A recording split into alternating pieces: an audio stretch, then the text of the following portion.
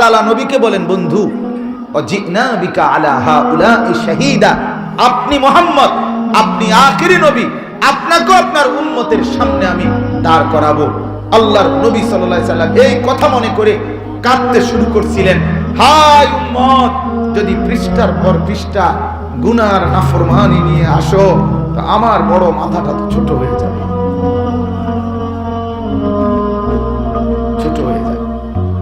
হাসরের ময়দানে যদি আমলনামা হাতে নিয়ে দেখি পৃষ্ঠার পর পৃষ্ঠা নামাজ নাই, সেজদা নাই, তেলাওয়াত নাই, বন্দিগি নাই, গোলামি নাই, মিথ্যায় ভরা, চুরি ভরা, জিনা ভরা, বেবিচার ভরা, মদ ভরা, জুয়ায় ভরা, নাটক, সিনেমা, অবৈধ উপার্জন, হারাম রোজগার। হায় নামাজ কই, রোজা কই, আখিরাত কই? আল্লাহর নবী সাল্লাল্লাহু আলাইহি সাল্লাম তখন ভাবতেছিলেন যে হায় উম্মত যদি এই বিপুল পরিমাণ গুনাহ করে হাসরের ময়দানে আমার সামনে আমলনামা পেশ করে, তাহলে আমি আমার মালিকের সামনে কিভাবে বলবো? বলেন যুবক ভাই, যে কয়জন ভাই তোমরা যারা দিনের পর দিন নামাজ পড়ো না, তুমি বলো না রাসূলুল্লাহ সাল্লাল্লাহু আলাইহি ওয়াসাল্লাম এই আমলনামা হাতে নিয়ে কি পরিমাণ কষ্ট পাবেন? হযরত মাওলানা তারিক জামিল সাহেব বলছিলেন, আল্লাহর নবী সাল্লাল্লাহু আলাইহি ওয়াসাল্লাম হাসরের ময়দানে নিজের চাদর সরিয়ে নিজের পিঠ দেখাবেন উম্মতকে, আর বলবেন উম্মত আমার পিঠ দেখো, তায়েফের পাথরের আঘাতে আমার পিঠ চালনির মতো ছিদ্র ছিদ্র হয়ে গেছে। মৃত্যু পর্যন্ত নবীজির, ভাইয়া মৃত্যু পর্যন্ত নবীজির পিঠ সমান হয় নাই, ছিদ্র ছিদ্র ছিল। আম্মা জান আয়েশা নবীর স্ত্রী একদিন জিজ্ঞেস করছিলেন, ইয়া রাসূলুল্লাহ আপনার পিঠে এমন ছিদ্র ছিদ্র কেন, গোটার মতো? আপনার কি ছোটবেলায় কোনো বসন্তের গোটা হয়েছিল? আল্লাহর নবী সাল্লাল্লাহু আলাইহি সাল্লাম চোখের পানি ফেলে বললেন, আয়েশা হায় তুমি কি জানো না আমার এই পবিত্র দেহে তো মশা মাছিও বসে না, আমার এই দেহ থেকে তো সারাক্ষণ মিশক আম্বরের ঘ্রাণ বের হয়, আমার বসন্তের দাগ হবে কেন? আমার সেই তায়েফের ছেলেরা যে পাথর মারছে আয়েশা, সেই পাথরের আঘাতের কারণে আমার পিঠ ছিদ্র ছিদ্র। আমার বাপ আল্লাহর নবী যদি এটা দেখায় উম্মত, 23 বছরে আমি কি না করেছি, কি না করেছি উম্মত। আমি পেটে পাথর বাঁধছি 14 দিন উপোস, আমার ঘরে 3 মাস চুলায় আগুন জ্বলে নাই, আমার সাহাবীরা ক্ষুধার কষ্টে মৃগী রোগীর মতো মসজিদে নববীর বারান্দার মধ্যে তরফাইছে এইভাবে। আমি দান দান শহীদ করছি, এর বিনিময়ে উম্মত তুই আমার 23 বছরের মেহনতের কথা একটু ভাবলি না? কি নিয়ে আসলাম, আমি কি দেখাইতাম মাওলার কাছে, কি দিয়ে সুপারিশ করতাম? বলেন বাপ, কি হবে সেদিন আমাদের? অতএব ভাবতে শিখেন, ফিকির করেন যে হায়াত থাকতেই গুনাহ মাফ করানো দরকার, দরকার কিনা বলেন? আল্লাহর নবী সাল্লাল্লাহু আলাইহি ওয়াসাল্লাম বলেন, ইদা সাররাতকা হাসানাতুকা ওয়া সাআতকা সাইয়্যাতুকা ফাআনতা মুমিন। আহা, নবী বলেন উম্মত শোনো, নেক আমল করলে যদি তোমার কাছে খুশি লাগে, গুনাহ করলে যদি তোমার কাছে কষ্ট লাগে, তো বুঝবা এখনো তুমি ঈমানদার। ঈমানের বাতি টিম টিম করে হলেও জ্বলছে, আছে আছে, এখনো আছে, আশা করা যায়। মিথ্যা বললে কষ্ট লাগে, আহা ঠিক। নর্তকীর ছবি দেখলে না না ইন্নালিল্লাহ, কাজটা ঠিক হলো। নামাজ ছুটে গেলে আফসোস লাগে, আহা কাজটা ভালো করলাম। কাউকে গালি দিলে আফসোস লাগছে, না লোকটাকে এভাবে গালি দেওয়াটা উচিত হলো না। ওজনে কম দিলে না, কাস্টমারটাকে এভাবে ঠকানো অন্যায় হয়েছে। এর দূর যদি দিলে জাগে, আল্লাহর নবী বলছে ধরে নাও এখনো ঈমান আছে, এখনো আশা করা যায়। কিন্তু যেদিন দেখবা ঘন্টার পর ঘন্টা, মাসের পর মাস, দিনের পর দিন গুনাহ করার পরেও কলিজা লড়ে না, আফসোস লাগে না, তো বুঝবা ঈমান হারায় গেছে বহু আগে, বহু আগে। এজন্য যুবক নিজের উপরে কদর করো, দিলকে প্রশ্ন করো, কত লক্ষ উলঙ্গ ছবি দেখলে তোমার দিলে অনুভূতি আসবে যেটা গুনাহ?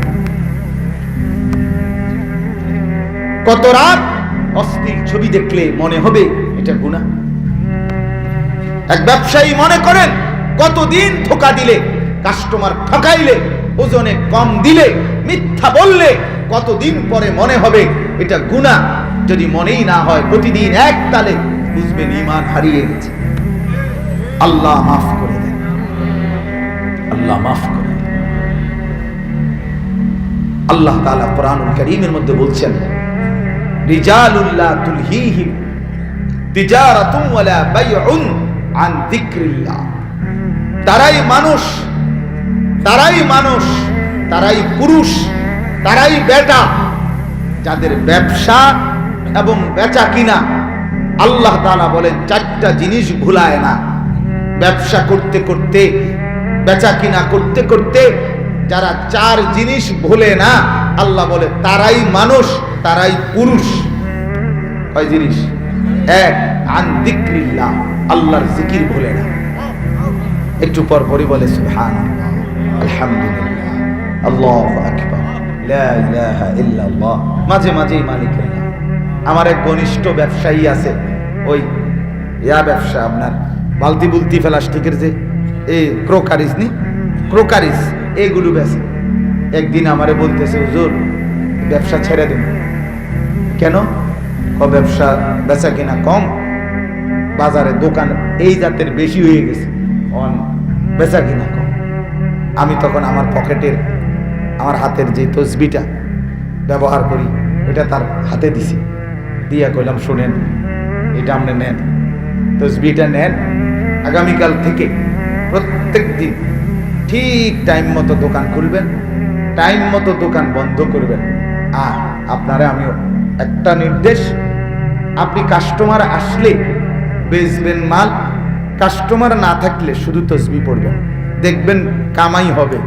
হয় কাস্টমার আসলে মাল বেচলে দুনিয়া কামাই, তসবি পড়লে আখিরাত কামাই। কামাই চলবে। মাশাআল্লাহ, কে দয়া, একটা কথাটা এতটা গ্রহণ করছে। এরপরে 2-4 মাসের মাথাটা এসে বলতেছে, দোকানও বেচা কিনা ভালো, তসবিও পড়ি ভালো। মানে দোনো দিক দিয়ে কি হয়ে গেছে, কামাই চলতেছে। এখন দোকানও সুন্দর, আমি দোকান ছাড়তেন না, কোনা কিনলে গেছে আর বেচা কিনা ভালো, আলহামদুলিল্লাহ।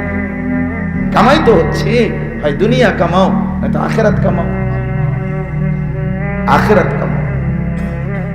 আল্লাহ তাআলা বলেন যার ব্যবসা, যার বেচা কিনা, তাকে আল্লাহর জিকির ভুলায় না। ওয়া ইকামিস সালাহ, 5 ওয়াক্ত নামাজ ভুলায় না, সেই মানুষ।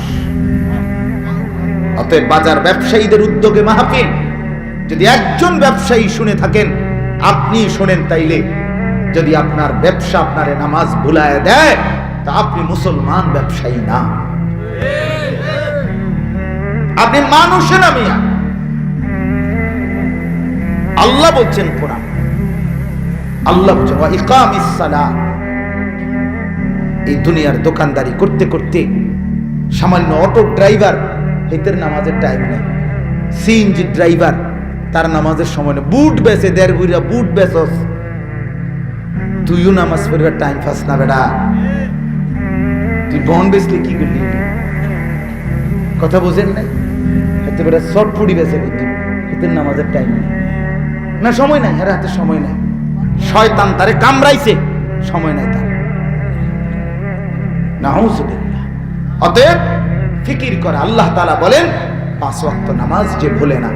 3 নাম্বার, ওয়া ইতাইজ যাকাত, যে বছর শেষে হিসাব করে যাকাত দিতে ভুলে না, সে মানুষ। 4, ইয়াখাফুনা ইয়াওমান, যে আখিরাত দিবসকে ভয় করে, কিয়ামতকে ভয় করে, আখিরাতকে ভয় করে। তাহলে কয়টা দাঁড়াইলো? 4টা। আল্লাহর জিকির ভুলে না, নামাজ ভুলে না, যাকাত দিতে ভুলে না, আখিরাতকে ভুলে না। আল্লাহ বলেন যার ব্যবসা বেচা কিনা এগুলোর মধ্যেও তো আল্লাহ তাআলা বলেন আমি রব্বুল আলামিন ওয়াদা দিচ্ছি, আমি নিজের হাতে তাকে সর্বোত্তম বিনিময় দান করি। তোর ব্যবসার প্রতি মিনিটে মিনিটে আমি বরকত দেব, তোর ব্যবসার প্রতি সেকেন্ডে সেকেন্ডে আমি রব্বুল আলামিন তোকে বরকত দেব। এই পরিমাণ তুই যদি জিকির বন্ধ না করো, নামাজ বন্ধ না করো, যাকাত বন্ধ না করো, আখিরাতকে ভুলে না যাও, তোমার ব্যবসার মধ্যে আমি এই পরিমাণ বরকত দেব, রহমত দেব। একদিন তোমারে ব্যবসায়ীর জায়গা থেকে নিয়া হাসরের ময়দানে আম্বিয়াদের সাথে, সিদ্দিকের সাথে দাঁড় করায় দেব। التاجر الصدوق الأمين مع النبيين والصديقين والشهداء والصالحين। নবীজি বলেন যে ব্যবসায়ীর দুই সিফাত, সাদুক সর্বদাই সত্যবাদী, আল আমিন সর্বদাই বিশ্বস্ত। সে নবীদের সাথে থাকবে, সিদ্দিকদের সাথে থাকবে, শহীদদের সাথে থাকবে, নেককারদের সাথে থাকবে। চেষ্টা করবেন তো ইনশাআল্লাহ? তো আমার বাপ, আমার মূল কথা হলো এটাই, যে কথার কারণে আমি আয়াত পড়ছি। মূল বক্তব্য হলো ইমানদার একজন মুসলমান গুনার উপরে দীর্ঘদিন টিকে থাকে না। কথা মনে আছে তো এই কথাটা? এটাই মূল কথা।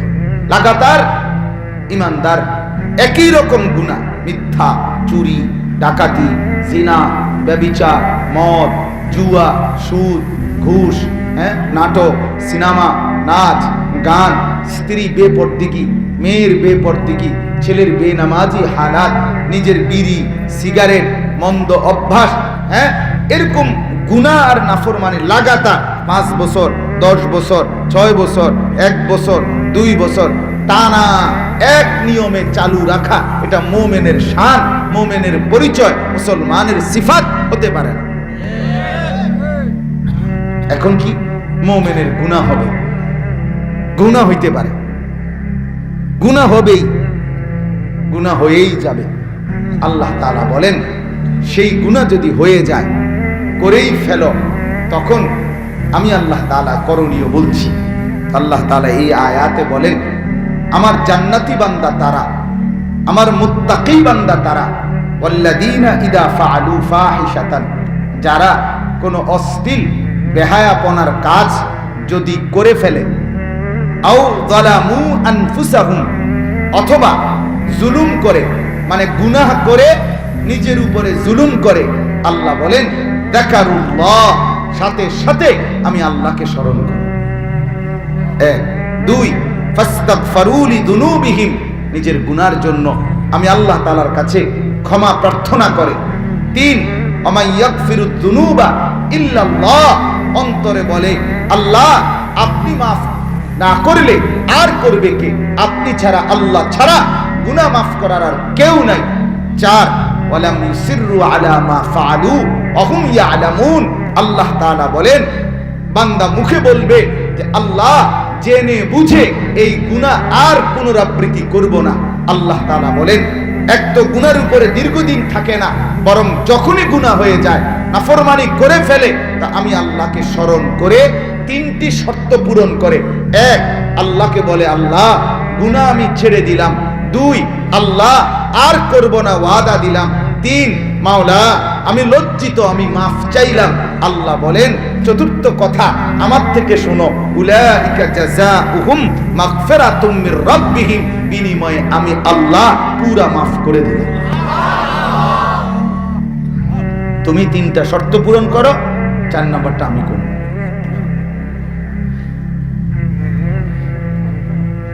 তাইলে মুমিনের গুনাহ হবেই, গুনাহ হতেই পারে।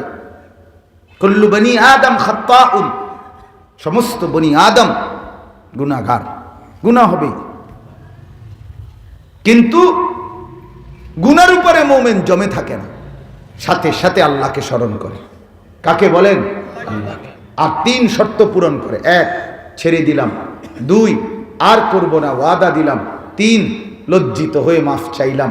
আরশে আজিম থেকে আল্লাহ বলে আমিও মাফ করে দিলাম, আমিও মাফ করে দিলাম। হ্যাঁ, এরপরে আল্লাহ তাআলা বলেন দুনিয়ায় কেউ যদি কাউকে মাফ করে দেয় তো কি কয়? আচ্ছা মাফ করে দিলাম, যাও। ঠিক কিনা বলেন? আচ্ছা যাও, ঠিক আছে, মাফ করে দিলাম, আর যেন না হয়, আচ্ছা যাও, মানে এবার তোমার পথে তুমি যাও।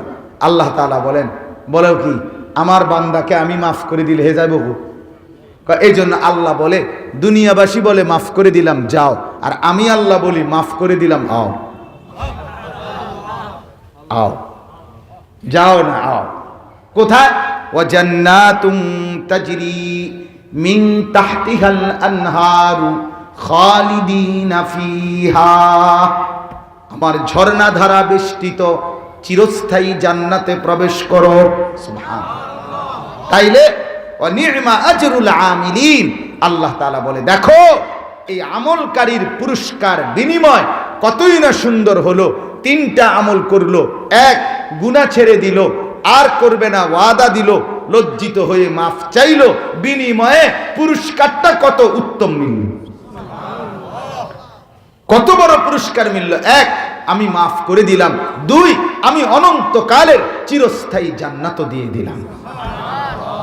আমার বাপ, এখন আমার একটা শেষ উদ্দেশ্য আছে। আমি এটা কেন পড়ছি, পড়ার একটা উদ্দেশ্য আছে। উদ্দেশ্যটা হলো এই, আগামী সামনের যেই সময় আমাদের সামনে, সেই সময়টা হলো এই আমার আপনার জিন্দিগির গুনাহ মাফের সর্বোত্তম সময়। ঠিক কিনা বলেন? চোখ যদি 1 মিনিট বন্ধ করি আর একটু যদি দিল দিয়ে ভাবি, দেখব শুধু গুনাহ আর গুনাই, নাফরমানি আর নাফরমান। অথচ এত গুনাহ নিয়ে চোখ বন্ধ করতেই তো ভয় হয়, এত গুনাহ নিয়ে ঘুম যেতেই ভয় হয়। যদি ঘুম আর না ভাঙ্গে, চোখ যদি আর না মেলে, এত গুনাহ নিয়ে কবরে যাব কেমনে বাপ? হাসরের ময়দানে দাঁড়াবেন কেমনে? নবী পাক সাল্লাল্লাহু আলাইহি ওয়াসাল্লামের কাছে সুপারিশ চাইবেন কেমনে? কেমনে সুপারিশ চাইবেন? কোরআনুল কারীমের মধ্যে আছে, ফাকাইফা ইদা জিনা মিন কুল্লি উম্মাতিন বিশাহীদ ওয়া জিনা বিকা আলা হাউলাই শাহীদা। কোরআনের এই আয়াতটা যখন নবীজি শুনতেছিলেন হযরত আব্দুল্লাহ ইবনে মাসউদের জবানে, সূরা নিসার আয়াত, আল্লাহর নবী তখন অঝরে, হযরত আব্দুল্লাহ ইবনে মাসউদ বলেন, মুসলিম শরীফের হাদিস, নবীজি তখন অঝরে কাঁদতেছিলেন। ফাইদা আইনাহু তাদরিফান, এই নবীজির 2 চক্ষু মুবারক থেকে পানি ঝরছিল। মুহাদ্দিসিন লেখে, মুফাসসিরিন লেখে, কেন জানেন? এই আয়াতের অর্থ হলো আল্লাহ তাআলা নবীজিকে বলছে, বন্ধু, কিয়ামতের দিন আমি প্রত্যেক নবীকে তার উম্মতের সামনে দাঁড় করিয়ে তার উম্মতের পুরা জিন্দেগীর আমলনামা ওই নবীকে দেখাবো, আর বলবো, নবী আপনার উপস্থিতিতেই আপনার উম্মতের বিচার হবে। আল্লাহ তাআলা নবীকে বলেন, বন্ধু, অজিনা বিকা আলা হাউলাই শাহীদা, আপনি মুহাম্মদ, আপনি আখিরি নবী, আপনাকেও আপনার উম্মতের সামনে আমি দাঁড় করাবো। আল্লাহর নবী সাল্লাল্লাহু আলাইহি সাল্লাম এই কথা মনে করে কাঁদতে শুরু করছিলেন। হায় উম্মত, যদি পৃষ্ঠার পর পৃষ্ঠা গুনার নাফরমানি নিয়ে আসো, তো আমার বড় মাথাটা ছোট হয়ে যাবে,